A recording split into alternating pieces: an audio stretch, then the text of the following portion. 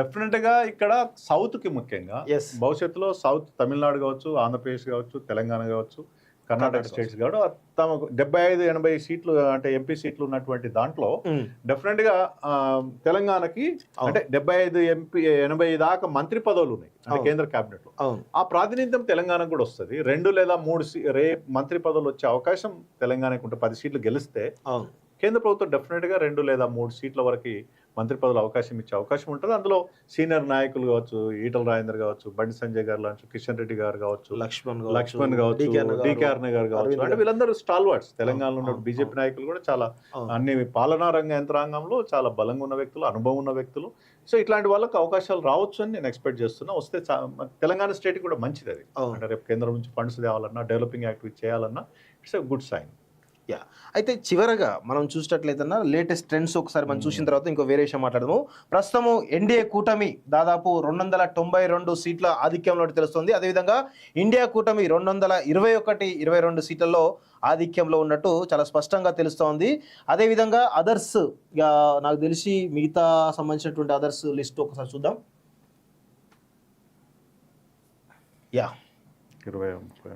23 others ఉన్నారు. 298 సీట్లలో NDA కూటమి ఉంటే కనుక ఇండియా కూటమి 222, అదర్స్ 23 సీట్లలో ఉంది.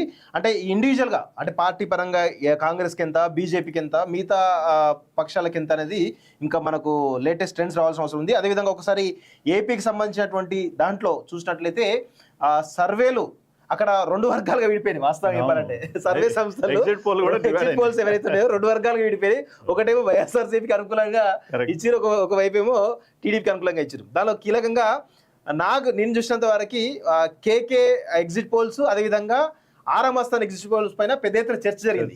కేకే ఎగ్జిట్ పోల్స్ ఏమో ఆయన చాలా స్పష్టంగా చెప్పిండు, ఖచ్చితంగా 120కి పైగా కూటమికి వచ్చేటువంటి అవకాశాలు ఉన్నాయి అనేది చాలా స్పష్టంగా చెప్పిండు అక్కడ.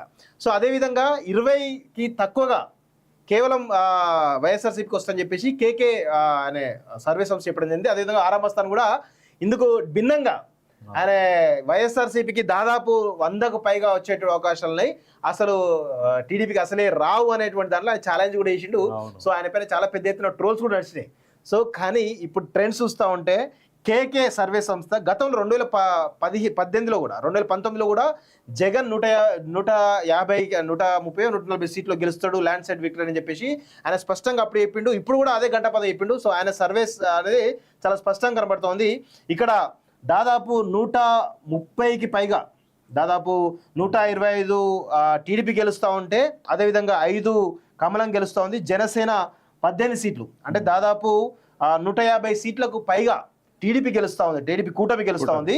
అదేవిధంగా వైఎస్ఆర్సీపీ 20 సీట్లకే పరిమితమైనటువంటి పరిస్థితి మనం చూస్తూ ఉన్నాం. సో అక్కడ ప్రజలు చాలా స్పష్టంగా ఎన్డీఏ కూటమి, ముఖ్యంగా ఎన్డీఏ కూటమిని అయితే ఆదరించని చెప్పేసి చెప్పవచ్చు. వాస్తవంగా అక్కడ నాకు తెలిసి అంటే నేను చూసినంత వరకన్నా అంటే ఈ ట్రెండ్స్ అంటే టీడీపీ ఇంత పెద్ద ఎత్తున విక్టరీ రావడం కారణము మేము గమనించిన దానిలో పవన్ కళ్యాణ్ చాలా కీ రోల్ ప్లే చేసిన చెప్పేసి అనుకోవచ్చు. ఒకటి అంటే నేను నా అనాలిసిస్ ప్రకారం, దాని తర్వాత మీరు చెప్పండి. ఒకటేమో ఆయన బీజేపీని కలపడంలో, ఎన్డీఏ కూటమిలో ఈ టీడీపీని తీసుకొచ్చి కలపడంలో, అక్కడ కూటమి ఏర్పాటు చేయడంలో పవన్ కళ్యాణ్ చాలా కీ రోల్ అని చెప్పేసి అనుకోవచ్చు. ఒకటి రెండోది ఏంటంటే ఆయనే ఎక్కడ కూడా నాకు 50 సీట్లు కావాలి, 100 సీట్లు కావాలని ఎక్కడ కూడా బెట్టు పట్టలేదు.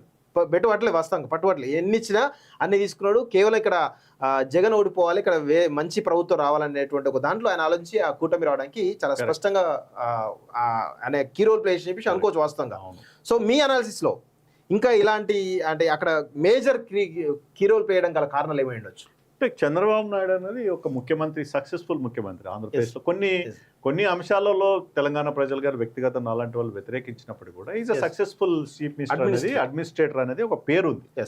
సో మొదటి దఫా 2014 నుంచి 19 వరకు ఉన్నటువంటి చంద్రబాబు, అప్పుడు కూడా ఎన్డీఏ సపోర్ట్ తోటి ఉన్నాడు చంద్రబాబు నాయుడు. సో ఎన్డీఏలో భాగస్వామ్యం కూడా మధ్యలో వెళ్ళిపోయాడు. సో అప్పుడు చంద్రబాబు చేసినటువంటి ఒక చారిత్రక తప్పిదం ఏంటంటే, కొత్త రాష్ట్రం అంటే ఉన్న రాష్ట్రము క్యాపిటల్ అంటే రాజధాని లేని రాష్ట్రం, ఆయన క్యాపిటల్ మీద, అమరావతి క్యాపిటల్ మీద ఎక్కువ సమయం తీసుకొని దాని అమరావతి క్యాపిటల్ని బిల్డప్ చేయలేదు అనేది ఒక చారిత్రక తప్పది. అంటే మొదటిసారి అమరావతిని తను ఒక 1-2 yearsలో ఎక్సైజ్ చేసి ప్రారంభించి 5 ఏళ్లలో అమరావతిని కంప్లీట్ చేసి ఉంటే అవును. రెండోసారి కూడా చంద్రబాబు నాయుడు అక్కడ ముఖ్యమంత్రి అవకాశం ఉండే. అవును. అది చేయకపోగా కొంత వ్యతిరేకత పెంచుకొని కుల రాజకీయాలను అక్కడ పెంచి పోషించి జగన్కి అవకాశం ఇచ్చాడు సెకండ్ టైం. అవును. జగన్ చేసిన చారిత్రక తప్పింది అదే అమరావతి మీద తప్పు చేశాడు. చంద్రబాబు నాయుడు ఏ అమరావతి బిల్డప్ చేయకుండా జాప్యం చేశాడో జగన్ కూడా ఏం చేశారు, అమరావతిని డిస్మాంటిల్ ఆ కాన్సెప్ట్ ని ఆ క్యాపిటల్ కాన్సెప్ట్ ని డిస్మాంటిల్ చేసి, అది కూడా వ్యక్తిగత కారణాలు, ప్రజల కారణాలు కాదు. నాకు అనిపిస్తుంది ఏంటంటే ఒక రెండు కులాల మధ్య కొట్లాడడం ఎగ్జాక్ట్లీ 100%. అది రెడ్డి వర్సెస్ కమ్మ కులాల పంచాయతీ తోటి ఇవాళ అక్కడ ఆంధ్రప్రదేశ్ రాష్ట్రం 10 ఏళ్ల తర్వాత కూడా రాజధాని లేని రాష్ట్రమైంది.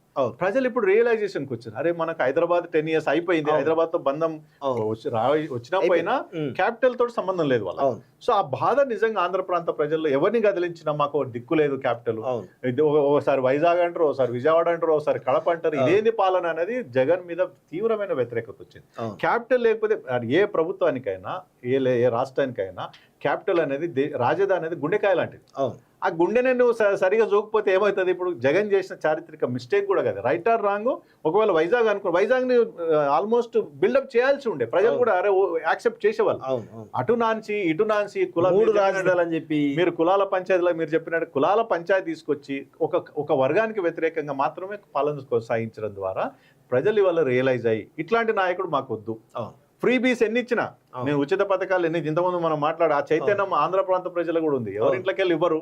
కాబట్టి మార్పు చేయాలి. దీనికి కీలకంగా మీరు అన్నాడు పవన్ కళ్యాణ్ కీలకమైన పాత్ర పోయి, ఎందుకంటే ఎన్డీఏకి అంటే బీజేపీకి తర్వాత చంద్రబాబు నాయుడుకి రిలేషన్స్ లేవు.